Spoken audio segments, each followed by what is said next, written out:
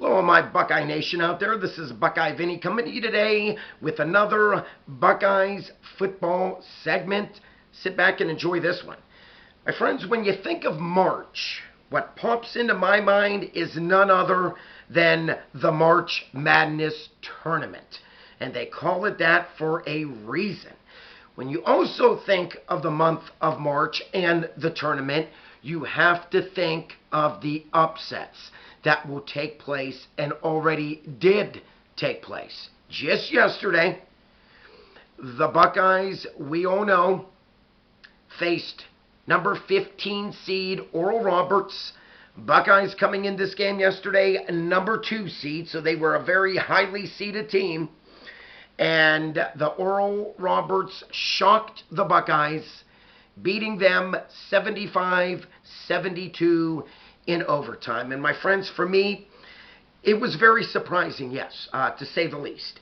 The Buckeyes came in that game, I believe, a 16 or 16 and a half point favorite to win that game. And let's be honest, the Buckeyes should have won that game. Make no excuse, they did not. And I'm going to run down some stats. I'm going to give you the reasoning why the Buckeyes did not win that game. Now, my friends out there, I grew up playing basketball. I coached basketball later on in my career. And as I was watching this game, there's no doubt in my mind the Buckeyes should be moving on to the second round.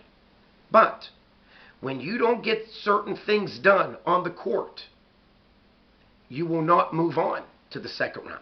I'm going to throw some stats. For me, one of the big reasons why I believe the Buckeyes lost this game yesterday was their foul shooting. 9 for 18 from the foul line. 50% from the foul line. That's not going to get it done.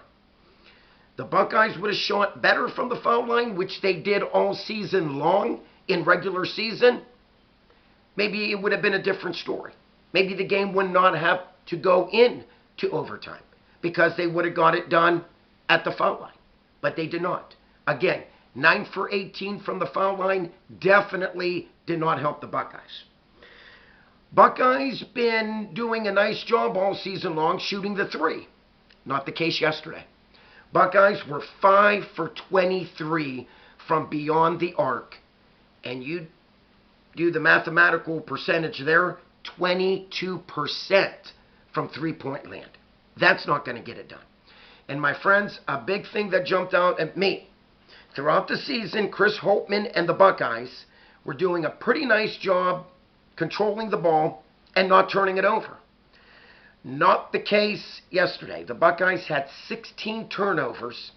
And what jumped out at me, for those that watched the game yesterday, if you recall, Buckeyes were leading that game 64-60 before it even went into overtime. And the Buckeyes had the ball with about a minute and a half to go. Now, me being a former coach, as I'm watching this, I'm assuming, okay, this is money in the bank. You're up by 4 and you have the possession of the ball. Not a doubt in my mind. You have to close those games out. The Buckeyes could not. Back-to-back trips down court, if you recall. The Buckeyes turned the ball over. Only for Oral Roberts to come down and take advantage of the turnovers and score. And the big reason why Oral Roberts won that game, a couple things. They hit their foul shots and they hit their threes. I'm going to run down some stats for you. Individual stats. E.J. Liddell, he was one of the only bright spots in that game. He played a very good game. 23 points. He led the Buckeyes in scoring yesterday. 10 for 15 from the field. He did a very nice job, and 14 rebounds. So he had a double-double. Justin Sewing, 7 points, 3 for 8 shooting. Dwayne Washington Jr., 18 points, 10 rebounds. Yes, he had a double-double, but my friends, Dwayne Washington Jr. was not on his game, let's be honest. He shot 7 for 21 from the field. He had numerous open looks from three-point land. One at the end of the game that would have tied to send it into another overtime, and he missed that open three-point shot. We had Justin Ahrens, 5 points, 2 for 5 from the field. Jallo, 1 for 3 from the field with a three-point shot. C.J. Walker, he played a nice game coming off the bench. 12 points, shot 50% from the field, 4 for 8. And Zed Key, 4 points, 2 for 4 from the field. So, my friends, as a whole, the Buckeyes shot 43% from the field, which is not bad, okay? You shoot anywhere from 43 to 48%, you should win that game. Again, what hurt the Buckeyes was their free throw shooting. You know, again, Chris Holtmann is too good of a coach for me. I know a lot of people were saying, well, the Buckeyes were looking past Oral Roberts and they took them lightly. I don't believe that happened. Okay, Chris Holtmann is a very good coach. I believe he had his men ready to play. And the Buckeyes just did not show up, just with the stats that I gave you.